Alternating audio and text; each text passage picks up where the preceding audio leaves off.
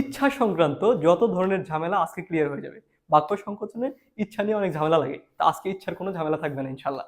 তাহলে দেখেন, মাথায় রাখবেন একটু, বেঁচে থাকার ইচ্ছা বলা হচ্ছে জিজিবিষা। মাথায় রাখবেন, জীবনের সাথে বেঁচে থাকার ইচ্ছার একটা সম্পর্ক আছে, তো জিজিবিষা, ঠিক আছে। এরপরে কি আছে, গমন করার ইচ্ছা। গমন করার ইচ্ছা দেখেন জিগমিষা, গ আছে এখানেও। তাহলে গমন করার ইচ্ছা হচ্ছে জিগমিষা। এরপর আছে অনুকরণ করার ইচ্ছা, এটা হচ্ছে অনুচিকিৎসা। এরপরে কি আছে, লাভ করার ইচ্ছা। লাভ করার ইচ্ছা হচ্ছে, এটা হবে লিপ্সা। লাভ করার ইচ্ছা হচ্ছে লিপ্সা।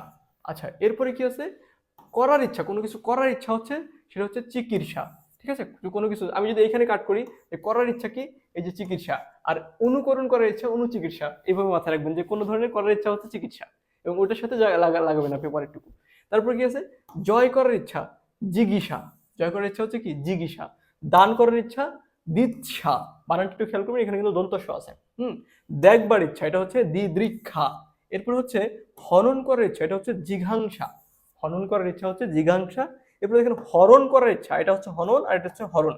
হরণ করার ইচ্ছা হচ্ছে জিহির্ষা। ঠিক আছে। তারপর আছে প্রবেশ করার ইচ্ছা, এটাকে বলা হচ্ছে এক কথায় বিবক্ষা।